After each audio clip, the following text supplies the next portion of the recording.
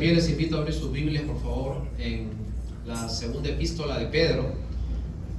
Les pido su paciencia para mantenernos de pie un par de minutos más. Segunda de Pedro, capítulo 1, versículo 3. Es el versículo que leímos al comenzar el servicio.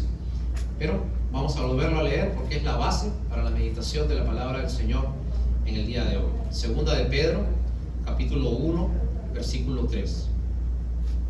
Si usted necesita una Biblia, en la mesa de atrás hay algunas disponibles. Si no, escuche lo que la palabra del Señor dice para nosotros. Voy a tratar de leerlo de una forma pausada, de tal manera que nosotros podamos encontrar el sentido y podamos entender a la perfección qué es lo que la palabra de Dios quiere para nosotros en esta noche. Segunda de Pedro, capítulo 1, versículo 3. Vamos a esperar que todos podamos tenerlo. Segunda de Pedro, capítulo 1, versículo 3. La palabra del Señor dice así: como todas las cosas que pertenecen a la vida y a la piedad nos han sido dadas por su divino poder, mediante el conocimiento de aquel que nos llamó por su gloria y excelencia, por medio de las cuales nos ha dado preciosas y grandísimas promesas, para que por ella llegaseis a ser participantes de la naturaleza divina, habiendo huido de la corrupción que hay en el mundo a causa de la concupiscencia. Vosotros también, poniendo toda diligencia por esto mismo, añadid a vuestra fe virtud, a la virtud conocimiento, al conocimiento dominio propio, al dominio propio paciencia, a la paciencia piedad, a la piedad afecto fraternal y al afecto fraternal amor. Porque si estas cosas están en vosotros y abundan, no os dejarán estar ociosos ni sin fruto, en cuanto al conocimiento de nuestro Señor Jesucristo. Vamos a orar un minuto para que podamos recibir la palabra del Señor en esta noche. Oremos, por favor. Te agradecemos, Señor, en este tiempo, en este lugar que se abre como un espacio en esta ciudad para recibir tu palabra. Tú tienes algo que decir a cada uno de los que estamos aquí. Tú tienes, Señor, palabras de paz. Tú tienes pensamientos de paz para cada uno de nosotros. Así que tú conoces nuestros pesares, tú conoces nuestras angustias, nuestros temores, cuando en el silencio lloramos, cuando en soledad nos quejamos de muchas circunstancias, Señor, que nublan nuestra vista de lo que realmente tú quieres para nosotros. Así que, Señor, quizás venimos hoy día a ti con un corazón cansado, con un corazón totalmente derrotado, abatido, Señor, y quizás nuestra mente en depresión y Señor, expectante de lo que tengas que decir hoy día. Abre sus ojos espirituales para recibir lo que tienes para nosotros.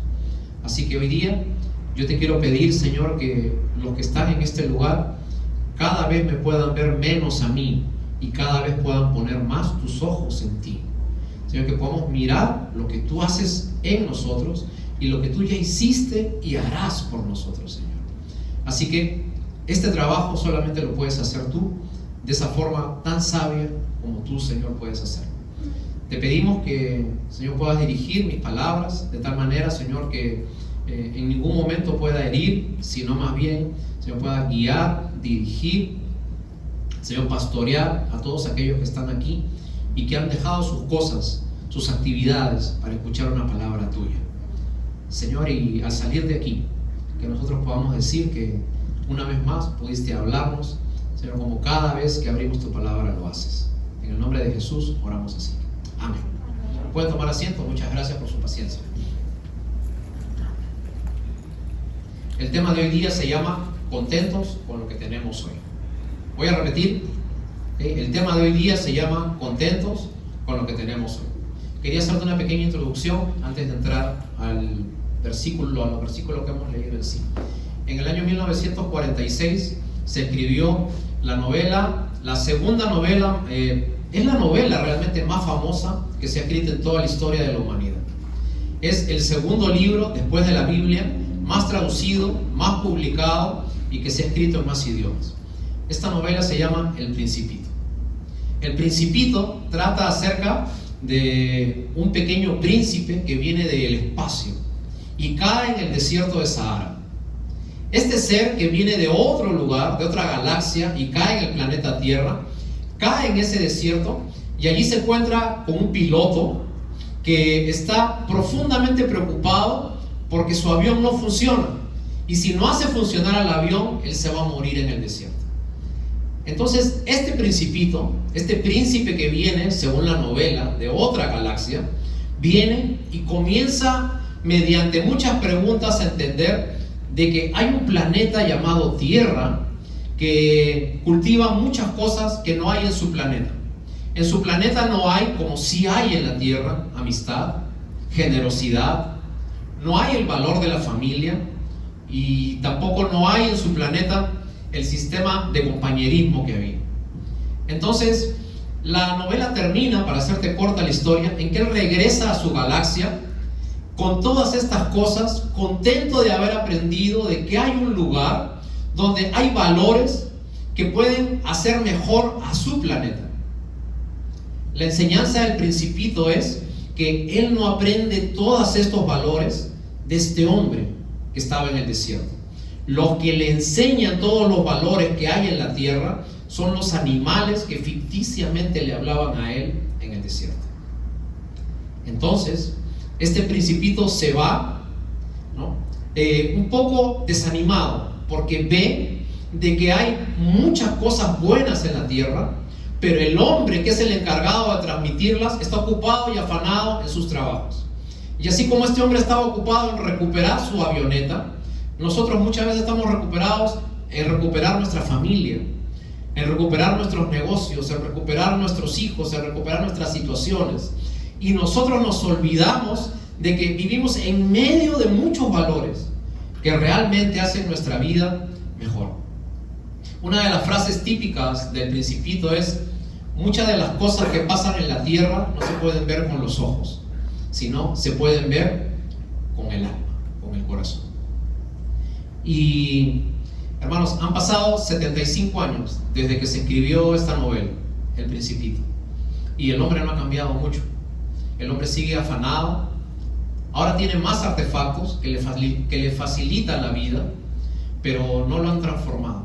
Al contrario, se cuentan por miles de millones de dólares en las farmacéuticas, todo lo que el ser humano gasta en pastillas para la ansiedad, para poder dormir, para calmar los nervios. Y el apóstol Pedro nos narra en estos versículos, que son 5, cuál es el contentamiento del Hijo de Dios.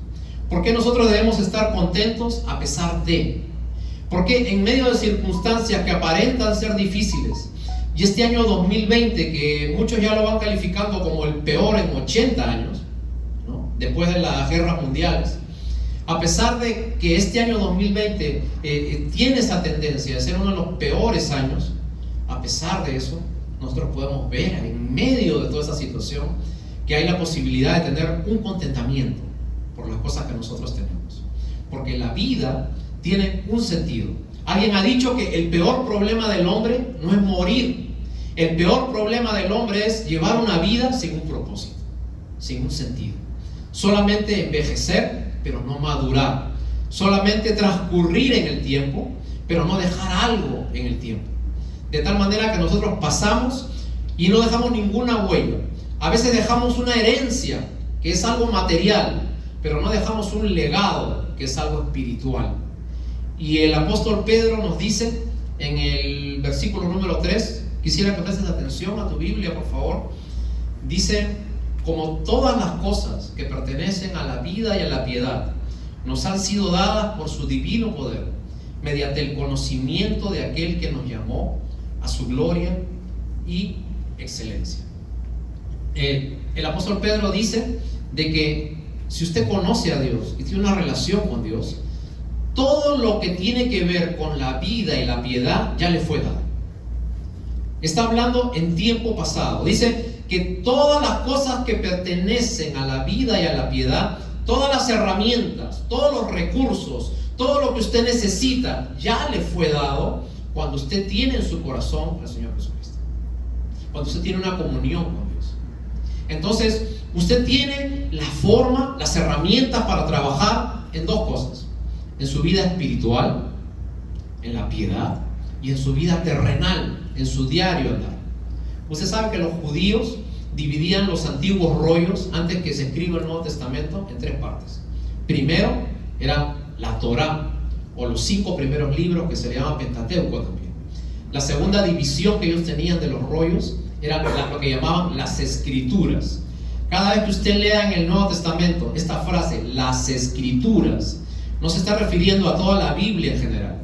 Se está refiriendo a un grupo de libros que usualmente eran Job, Salmos, Proverbios, Eclesiastés y Cantares, que eran escrituras que nos enseñaban cómo podíamos vivir sabiamente en la tierra, cómo podíamos dirigir nuestras relaciones con nuestra familia, cómo podíamos ser personas de bien a la sociedad, cómo podía usted utilizar su dinero de tal manera que pueda ser invertido de la mejor forma.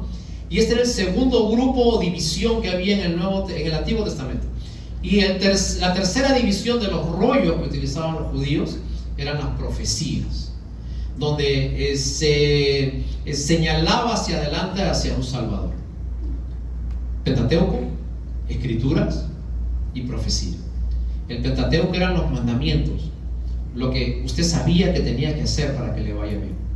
Las Escrituras era el manual de funciones para que usted sepa cómo poder influenciar a los demás y poder tener una vida realmente fructífera. Y las profecías servían para que usted tenga esperanza en que un Salvador iba a ser quien realmente al final iba a dirigir todas las cosas que nosotros teníamos. Y la Biblia dice que cuando usted conoce a Dios, mediante el conocimiento de Dios, usted puede tener todos los recursos para vivir bien. ¿Usted quiere vivir bien? ¿Usted quiere tener una buena familia? ¿Usted quiere tener años de vida largos y placenteros a pesar de las dificultades que hay en este mundo? La Biblia dice que usted, si conoce a Dios, usted tiene todas las herramientas. Aquí en este manual están todos los principios, todas las respuestas, están todas las ordenanzas para que usted haga como dice la palabra del Señor. Vamos a ver un pasaje que está en Josué. Por favor, no pierda el pasaje que estamos leyendo, márquelo. Y vamos a leer Josué capítulo 1, versículo 9. Vamos a ver qué nos dice la palabra de Dios con respecto a ella misma. Josué capítulo 1, versículo 9. Josué, por si acaso, es el 6º libro de la Biblia. Está Génesis, Levítico, o Génesis, Éxodo, Levítico, Números, Deuteronomio, y ahí viene Josué.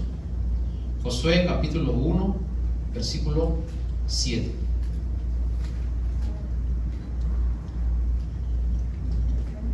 Josué capítulo 1, versículo 7. Si no lo puede encontrar, no se preocupe, yo lo voy a leer. Josué capítulo 1, versículo 7. La Biblia dice así: solamente esfuérzate y sé muy valiente para cuidar de hacer conforme a toda la ley que mi siervo Moisés te mandó. No te apartes de ella, ni a diestra ni a siniestra, para que seas prosperado en todas las cosas que emprendas. Nunca se apartará de tu boca este libro de la ley, sino que de día y de noche meditarás en él, para que guardes y hagas conforme a todo lo que en él está escrito, porque y todo te saldrá bien, ¿no? Versículo 9. Mira que te mando que te esfuerces y seas valiente. No temas ni desmayes, porque Jehová tu Dios estará contigo donde quiera que tú vayas.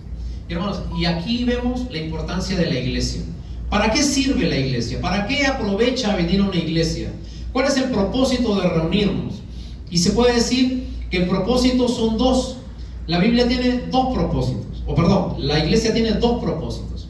El primer propósito que tiene la iglesia es que la iglesia te enseña a cómo tener una relación con Dios, una relación vertical, de arriba hacia abajo, Dios contigo. Y lo segundo que te enseña la Biblia es cómo tener una relación horizontal, cómo relacionarte con todas las personas que están alrededor tuyo. Y allí vemos una relación horizontal. Alguien ha dicho que eso forma una perfecta cruz, ¿no? Relación vertical, te enseñamos cómo relacionarte con Dios, y relación horizontal, te enseñamos cómo relacionarte con los demás. Y en el medio de esos dos maderos está el Señor Jesucristo, que es el centro del Evangelio y por el cual nosotros tenemos un cambio de vida. Así que la iglesia te enseña cómo conocer al Dios que nos amó y cómo debes amar al prójimo que estás por conocer. Muchos de nosotros decimos en nuestras oraciones: Señor, bendíceme. Señor, por favor, no me quites tu bendición. Pero el libro de Efesios, capítulo 1, versículo 3, vamos a buscarlo, por favor. Efesios, capítulo 1, versículo 3. Hoy día vamos un poquito a mover nuestras Biblias. Vamos a echarnos aire un poquito así, mientras vamos pasando las hojas. Efesios, capítulo 1, versículo 3. Como le digo, si tiene un poquito de dificultad en encontrarlo, no se preocupe, no lo busque. Aquí lo vamos a leer. Efesios, capítulo 1, versículo 3. La palabra del Señor dice así. Efesios, capítulo 1, versículo 3. Bendito sea el Dios y Padre de nuestro Señor Jesucristo, que nos bendijo con toda bendición espiritual en los lugares celestiales en Cristo, según nos escogió en Él desde antes de la fundación del mundo, para que fuésemos santos y sin mancha delante de Él. Quisiera que medites en algo. La Biblia dice en el versículo 3 que el Señor Jesucristo ya nos bendijo. La bendición ya la tienes. ¿Cuándo es que la tienes? Cuando tú tienes al Señor Jesucristo en tu corazón. Lo que tienes que hacer es andar en bendición. Comenzar a aplicar todos los principios que hay en la palabra del Señor para ti. Lo segundo que nosotros vemos en este pasaje de segunda de Pedro es que dice el versículo 4 de segunda de Pedro capítulo 1. Volvamos al pasaje que leímos al comienzo, por favor, si es que nos movimos de ahí. Segunda de Pedro capítulo 1, versículo 4. Dice que por medio de las cuales nos ha dado preciosas y grandísimas promesas, para que por ella lleguemos a ser participantes de la naturaleza divina. Y dice, habiendo huido de la corrupción que hay en el mundo a causa de la concupiscencia. Una de las cosas importantes que debemos saber, que en nuestra vida las bendiciones van a llegar cuando nosotros comencemos a separarnos de aquellas cosas que no nos hagan bien, cuando comencemos a dejar las amistades que no nos llevan por un buen camino, cuando dejemos de ir a los sitios donde usualmente tenemos conflictos, cuando rompamos relaciones tóxicas que finalmente siempre nos llevan a la amargura y la tristeza, cuando nosotros dejemos de mirar hacia ese lado y comencemos a mirar a Dios, entonces Dios va a comenzar a cambiar nuestras vidas. El libro de Proverbios capítulo 12 versículo 26 dice que el justo puede ser desviado cuando sigue el camino de los malos. Y muchas veces nosotros, en lugar de vivir en comunidad, comenzamos a buscar en distintos sitios cosas que muchas veces nos pueden divertir en un comienzo, pero que finalmente nos hacen daño. Proverbios 22-24 dice: no inviertas tiempo con el hombre impetuoso, porque poco a poco te parecerás a él. Así que la vida cristiana es bien simple, hermanos. Una vez recuerdo mucho que despidieron a un famoso pastor americano porque había tenido 50 años de servicio en el ministerio. Ya tenía una edad avanzada y le hacen una gran ceremonia, ¿no?, en una iglesia, y le hacen un pequeño homenaje. Y antes de comenzar la meditación, invitan al pastor, todos se ponen de pie, y el presentador que está junto al pastor le hace una pregunta y le dice: pastor, tengo una curiosidad. Durante 50 años usted ha llevado un ministerio limpio, lejos de escándalo, y todo el mundo lo quiere. ¿Usted me podría decir, por favor, cuál es el secreto de eso? El pastor se limpia un poco la garganta, mira a la gente y le dice: la vida cristiana no tiene secretos. La vida cristiana consiste en lo siguiente: yo hago todo lo que la Biblia me dice que debo hacer, y yo dejo de hacer todo lo que la Biblia me dice que deje de hacer. Eso es todo. Hermanos, nuestra guía es la Biblia. Si nosotros no abrimos la Biblia, entonces nunca vamos a tener una dirección. una de las sorpresas que uno se da cuando uno tiene un teléfono celular o una computadora es que las computadoras, si usted abre su laptop está vacía. No tiene Windows, no tiene Microsoft Office, no tiene Excel, no tiene YouTube, no tiene nada. ¿Okay? Son aplicaciones que usted tiene que ponerle a la computadora. ¿Okay? Su vida es así. Su vida es, cuando usted conoce a Dios, es como una laptop limpia. Y usted tiene que comenzarle a poner algunas aplicaciones a su corazón que lo van a ayudar a que usted pueda tener esperanza en medio de la dificultad. Usted tiene que ponerle todas estas cosas que nosotros vamos a ver en el versículo 5. Dice, vosotros también, teniendo diligencia por esto mismo. Ahora ya tienen fe, pero añádele algo, añádele virtud. A la virtud añádele conocimiento. Al conocimiento, dominio propio. Al dominio propio, paciencia. A la paciencia, piedad. A la piedad, afecto fraternal. Y al afecto fraternal, amor.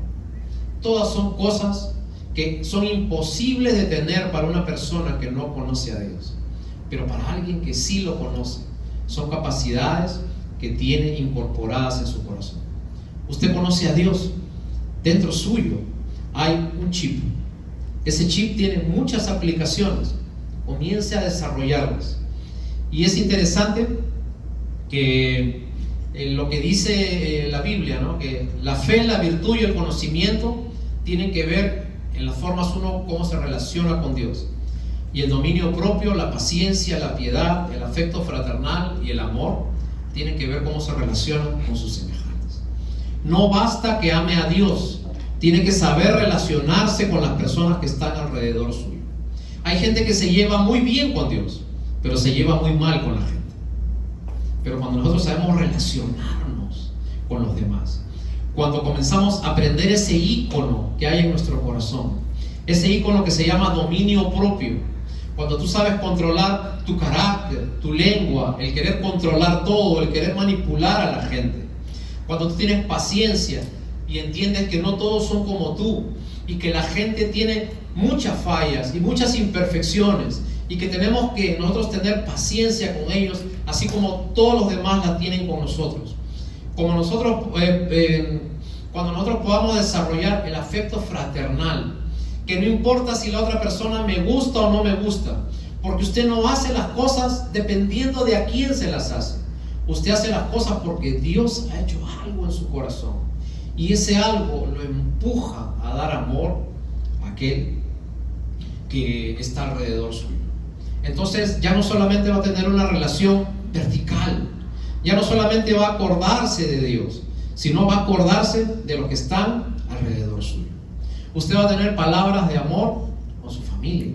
Usted va a tener palabras de amor con su jefe, con las personas con las que se relaciona, con el que le sirve el café en su sitio preferido. Entonces usted va a poder vivir en medio de un mundo difícil, pero allí en medio de ese mundo difícil usted va a poder ser una luz para los demás. Charles Dickens tenía un escritor inglés que escribió una novela muy famosa que se llamaba Las dos ciudades. Esta novela trataba acerca de dos ciudades que no quedaban muy lejos entre sí en Europa. Uno era París y la otra era Londres, pero vivían dos momentos bien difíciles.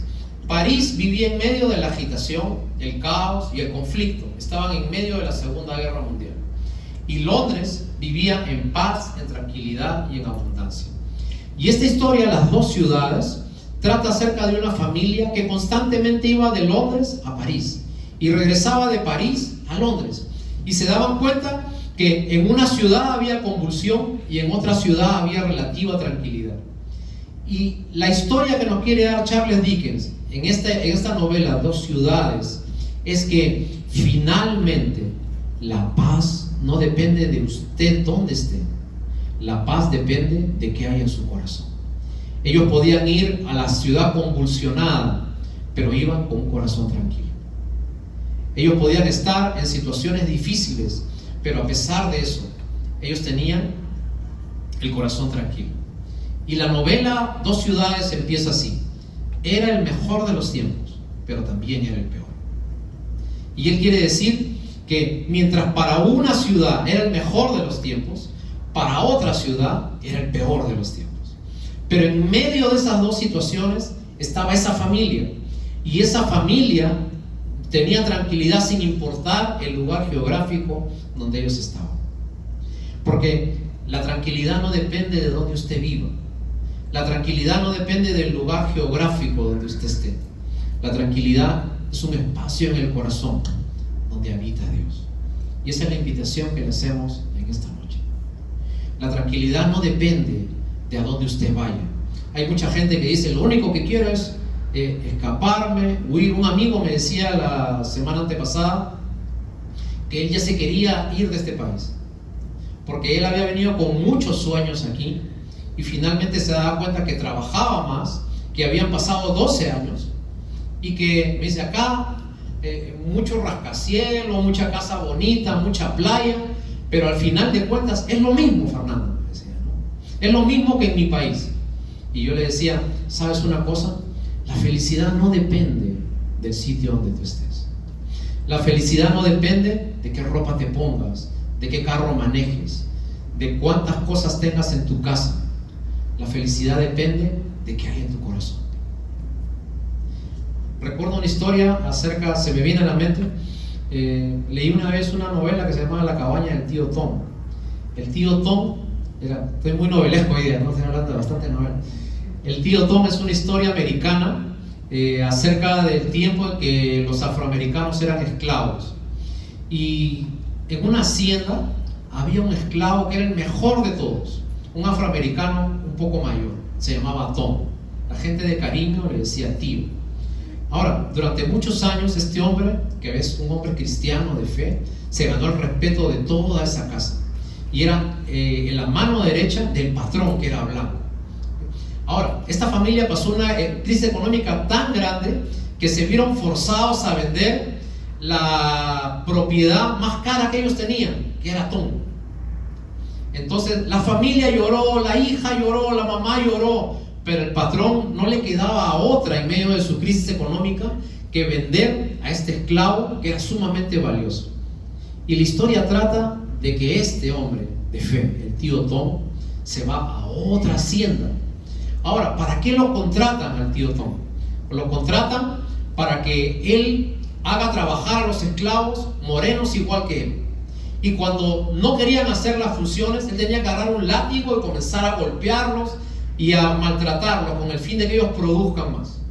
Cuando Tom se enteró que ese era su nuevo trabajo, él fue donde su patrón, su nuevo patrón, y le dijo, ¿sabe qué? Yo no voy a hacer ese trabajo. El patrón, en ira porque había gastado mucho dinero en él, lo manda a amarrar, lo pone de rodillas y comienza a azotar. Y en una de las partes de la novela, mientras lo azota y su espalda comienza a sangrar, el tío Tom le mira a los ojos a aquel que lo estaba azotando y le dice, podrás rayar cada centímetro de mi espalda, pero quiero que sepas que mi corazón estará intacto. Y eso a veces es la vida. Nuestra vida se puede desgastar, nuestra vida puede ir andando paso a paso, pero a pesar de que algunas veces pueden tener algunas marcas en nuestro cuerpo, nuestro corazón sigue intacto. Y este hombre no quiso hacerlo malo, y por no hacerlo malo recibió el castigo. Nosotros hemos dicho de que nosotros tenemos que dar gracias a Dios por lo que tenemos. Usted ya fue bendecido cuando usted conoció a Dios. Usted ya recibió todos los recursos para andar en su vida espiritual. Usted ya recibió todas las herramientas para llevarse bien con sus hijos, con sus padres, con sus hermanos, con su prójimo, con las personas que están en la iglesia. Usted ya recibió todo. Lo que tiene que hacer ahora es aprender, preguntar, ¿cómo puedo solucionar este problema? Lamentablemente los hombres tenemos un gran defecto. En lugar de preguntar, escondemos. Y queremos que nadie sepa qué es lo que nos pasa. Pero en ese querer esconder las cosas, muchas veces nos vamos hundiendo más y más con nuestros propios problemas. Alguien ha dicho de que cuando nosotros escondemos nuestros problemas, Dios muchas veces los destapa. Y cuando nosotros destapamos nuestros problemas, muchas veces Dios en sus misericordias nos cubre. Así que nosotros estamos para andar juntos y para que usted pueda solucionar cada situación que usted tiene en la vida. Usted tiene todos los recursos, usted tiene todas las herramientas. Seguimos viendo entonces, dice el versículo 8 de 2 de Pedro capítulo 1: porque si estas cosas están en vosotros y abundan, no os dejarán estar ociosos ni sin fruto en cuanto al conocimiento de nuestro Salvador Jesucristo.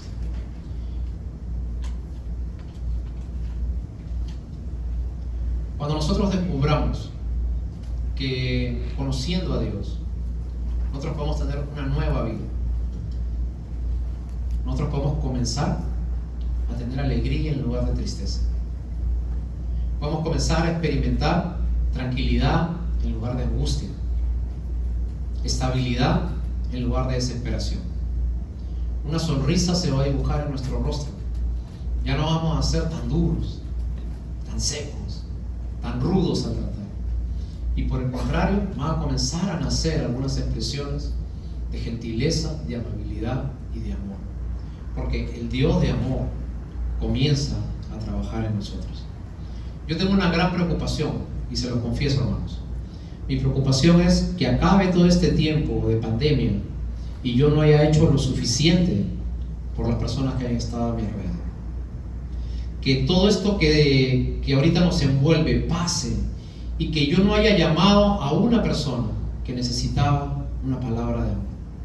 Que yo no haya buscado a un familiar que necesitaba de mí y yo no le haya dado algún recurso mío. Que pase todo este tiempo y yo no haya llamado a una persona en mi país para decirle: yo estoy orando por ti y si algo necesitas, aquí estamos. Leí el otro día un pequeño escrito, un pequeño poema de un cómico cubano que da mucho que pensar. No es una comedia lo que está escribiendo qué es lo que va a pasar cuando termine la pandemia. Y dice algunas cosas interesantes. Es un poema un poquito largo, pero agarré algunos extractos de lo que él decía. Y quisiera que le prestes un poco de atención porque tiene mucho sentido en nuestra situación. El poema se llama Cuando la tormenta pase. Y dice así: cuando la tormenta pase y los caminos dejen de ser duros, seremos sobrevivientes de un naufragio colectivo. Cuando salgamos de esto con el corazón lloroso, nos sentiremos dichosos solos por estar vivos. Y todo será un milagro, y todo será un legado, y se respetará la vida que hemos ganado. Cuando salgamos de esto, te pido, Dios apenado, que nos devuelvas mejores, como habíamos soñado. Y cuando todo esto acabe, te pregunto: ¿habrás hecho lo suficiente por la persona que estaba al lado tuyo? ¿Habrás caminado una milla extra por aquella persona que te necesitaba?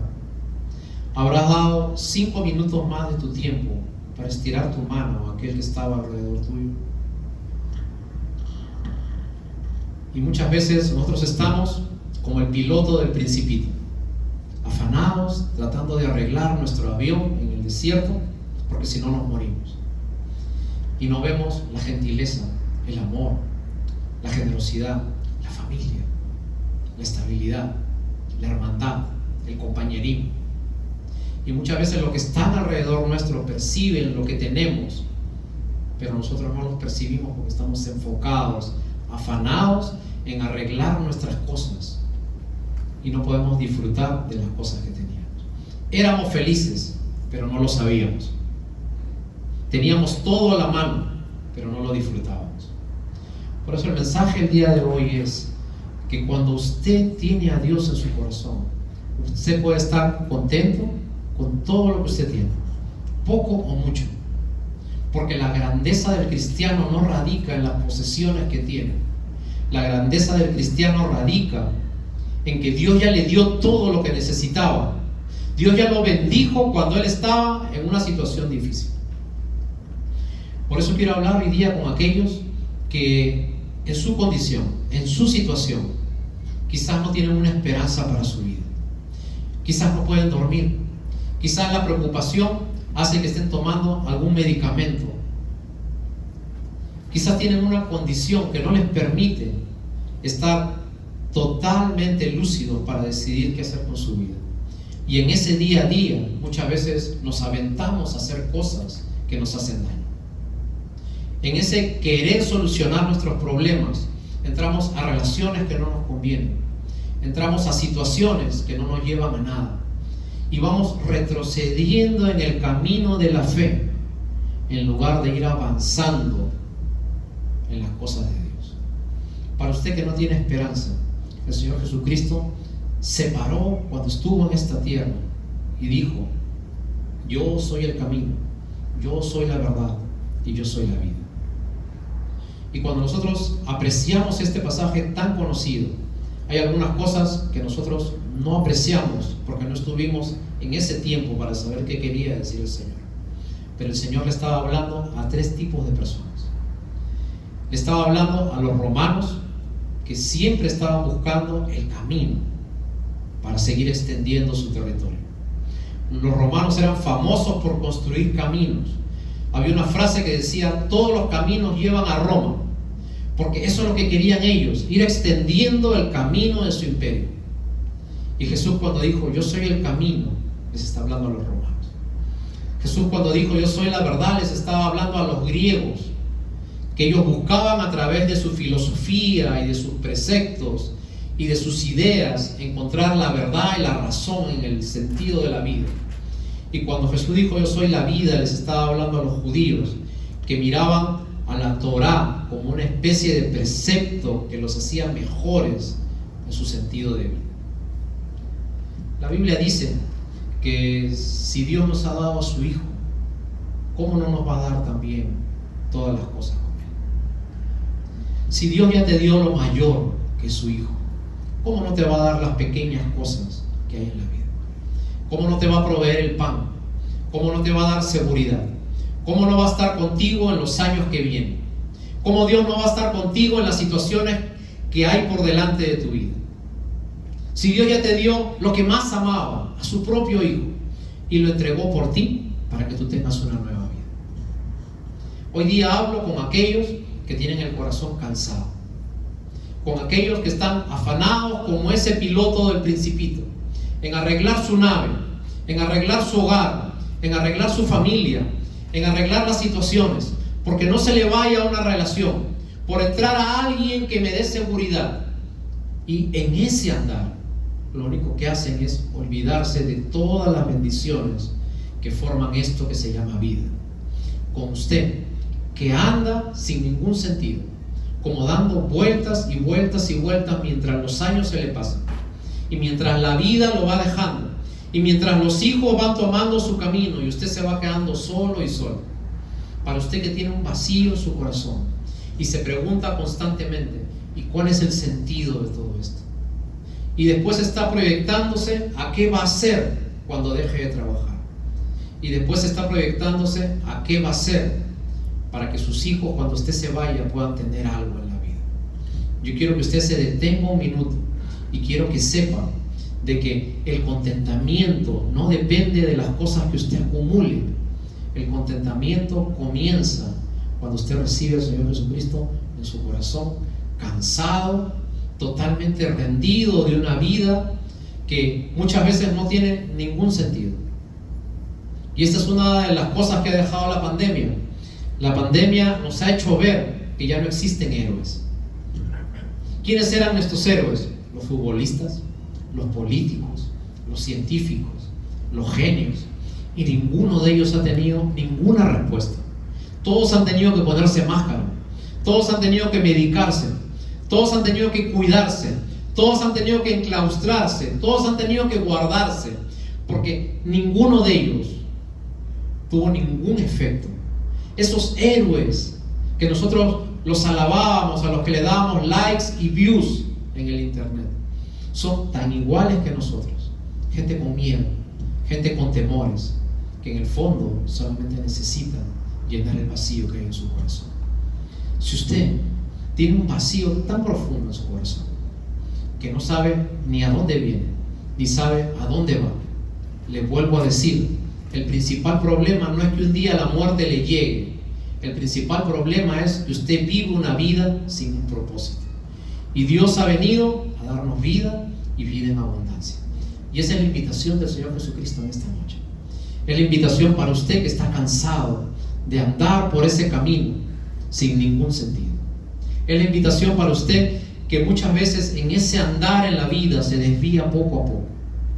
Si usted quiere recibir a ese Señor Jesucristo, que le tiende una mano, que le dice que le puede perdonar y que le dice que puede cambiar su vida, transformarla, entonces hoy es un excelente día para que usted comience a tener una relación con Dios.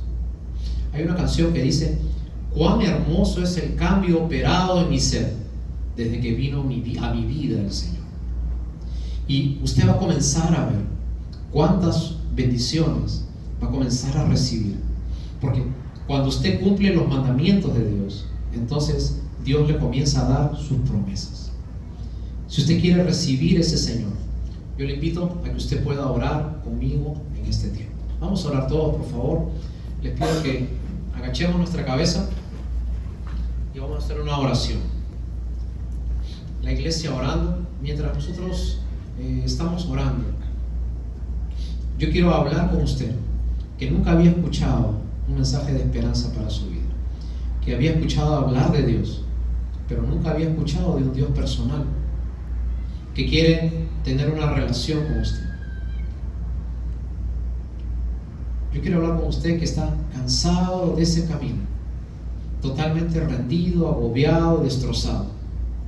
Si usted quiere hoy día conocer a ese Señor que le da vida nueva, entonces yo te invito a que tú puedas orar conmigo. Si ya hiciste esta oración anteriormente, no la hagas, pero si hoy día la vas a hacer de todo corazón por primera vez, yo te invito a que tú ores conmigo en este momento. Repite conmigo esta oración, por favor. Hoy he entendido, Señor, que muchas veces en mi vida he hecho todo lo que he querido, pero a pesar que algunas cosas me han funcionado, sigo teniendo un vacío tremendo en mi corazón. Es un vacío que no lo llena ni mi pareja, ni mis hijos, ni lo que tengo, ni lo que me pongo. Yo hoy día rendido escucho el mensaje de esperanza que tú me das. Y tú me pides que yo me arrepienta de todo lo malo que yo he hecho, de esas cosas que te desagradan, de mis pecados, y que te pida perdón para comenzar una nueva vida. Yo quiero tener contentamiento con los años que me quedan de vida. Yo quiero tener contentamiento con toda esa etapa que aún no he vivido. Enséñame a disfrutar la vida, pero de verdad. Enséñame a seguir la vida, pero contigo de la mano. Yo te pido perdón y te pido que el Señor Jesucristo pueda entrar en mi vida, en mi alma, en mi corazón, y pueda hacer de mí una nueva persona. Y hoy día, Señor, decido seguirte de todo corazón y comenzar a crecer en una nueva vida de fe. Todo esto te lo pido en el nombre de Cristo Jesús. Amén.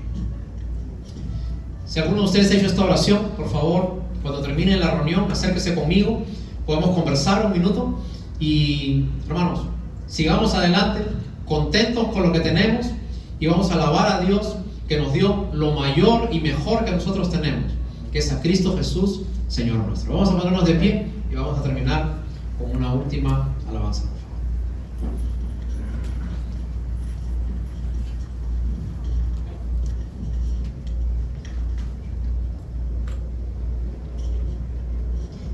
Gloria a Dios, tremendo mensaje de parte de Dios. Amén. Gracias, Señor.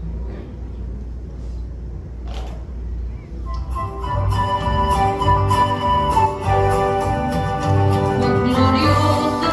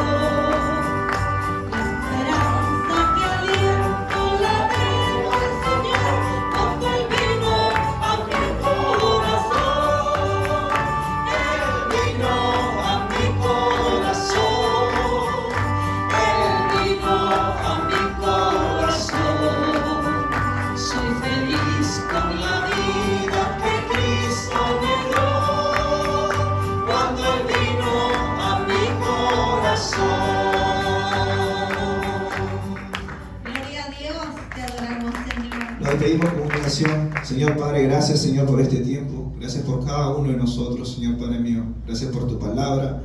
Gracias, Señor Padre mío, por el mensaje que usaste al pastor, Señor Padre mío, para que él, Señor Padre mío, nos enseñara, Señor, por medio de ti, Señor Padre mío. Y que no solo quede ahí, Señor, sino que también lo llevemos a nuestros hogares, a nuestras vidas, Señor. Que aprendamos, Señor Padre mío, que una vida sin ti no es vida, Señor Padre. Queremos, Señor, seguir tu camino, Señor, que tú abras nuestro corazón, nuestra mente, nuestras vidas. Y cada día, Señor Padre mío, nos muestres el amor tan grande que tú nos tienes, Señor Padre. Llévanos a nuestras casas con bien, Señor. Te pido por esta iglesia, Señor, en todo momento, por cada uno de nosotros. En el nombre de Jesucristo, amén.